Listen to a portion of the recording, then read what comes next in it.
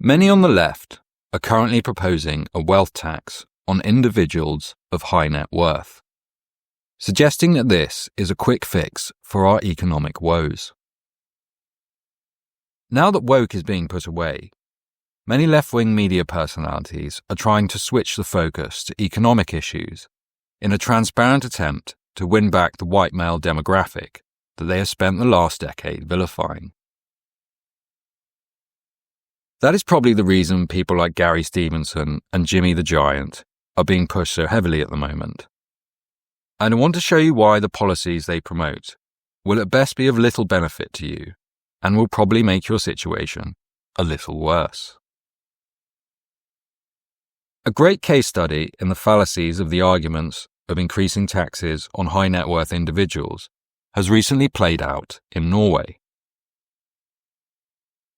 Norway increased its wealth taxes on high net worth individuals to 1.1% in the 2023 state budget. This prompted many of Norway's super rich to leave, people who also happen to be Norway's largest tax contributors.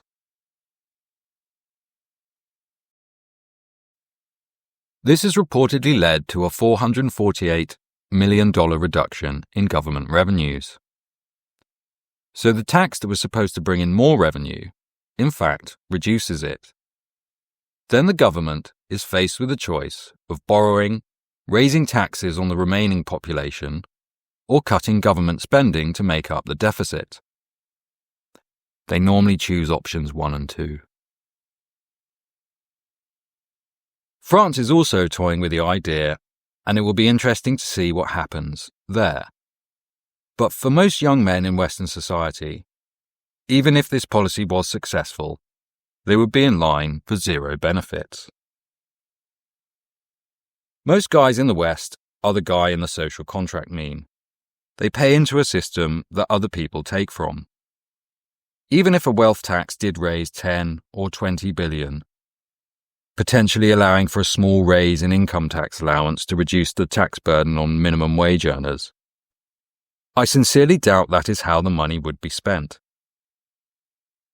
Starmer casually committed another $5 billion to the Ukraine the other day, a sizable proportion of what we could expect this tax to raise if it was rolled out in the UK.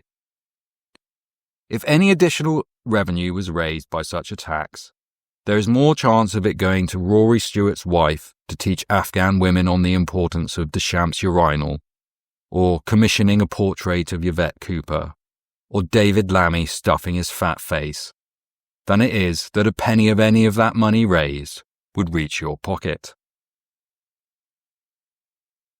So remember next time someone tells you we just need to tax the rich.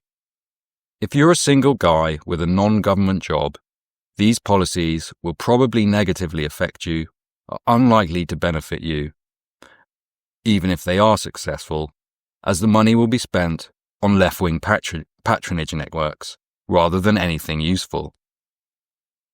But keep paying into the welfare state, and by the time you need it, the retirement age will be 92, and the main treatment offered on the NHS will be voluntary euthanasia.